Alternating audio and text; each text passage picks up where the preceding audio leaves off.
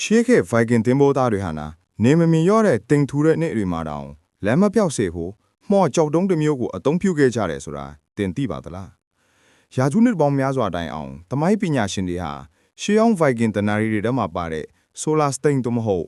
Sandstone ဆိုတာကိုတကယ်ပစ္စည်းမဟုတ်တဲ့စိတ်ကူးယဉ်ပုံမြင်တစ်ခုလိုပဲသတ်မှတ်ခဲ့ကြပါတယ်တနာရီအရာဒီကြောက်တုံးဟာတိမ်တွေဖုံးနေရင်တောင်နေမင်းကြီးရဲ့တီနီယာအမှန်ကိုပြသနိုင်တယ်လို့ဆိုထားပါတယ်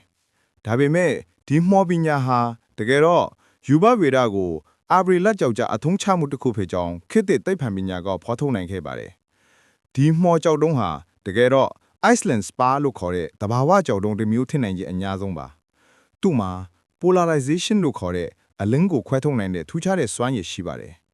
နေရောင်ကြီးဟာကမ္ဘာလေထုကိုဖျက်တဲ့အခါမှာအလင်းတန်းတွေဟာဥတီယာတစ်ခုတည်းကိုစူးစီးသွားလိမ့်ရှိပါတယ်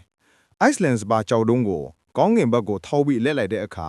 နေရဲ့အလင်းသားနဲ့စူးစီးနေတဲ့လမ်းကြောင်းနဲ့တက်တက်ကျသွားတဲ့အချိန်မှာကြောက်တုံးကတိတိတသာပိုပြီးလင်းလက်သွားတာဒါမှမဟုတ်အယောင်ပြောင်းသွားတာကိုတွေ့ရမှာဖြစ်ပါတယ်ဒီနီလာနဲ့နေလုံးကြီးကိုတိမ်တွေဖုံးနေရင်တောင်မှ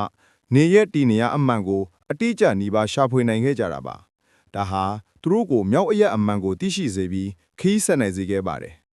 ဒီ theory ဟာနှစ်ပေါင်းများစွာအငင်းပွားဖွယ်ဖြစ်ခဲ့ပေမဲ့16ကြာစုကနင်းမြုပ်သွားတဲ့တင်ပေါ်ပြက်ကစီးခဲကနေ Iceland Spar ကြောက်တုံးတစ်တုံးကိုရှာဖွေတွေ့ရှိခဲ့တာကနေတက်တယ်ပြူနိုင်ခဲ့ပါတယ်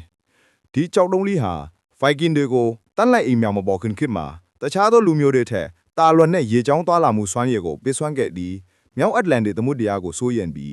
Iceland, Greenland နဲ့မြောက်အမေရိကတိုက်အထီးကိုတောင်ရောက်ရှိစေခဲ့တဲ့အဓိကသောချက်တစ်ခုဖြစ်ခဲ့ပါတယ်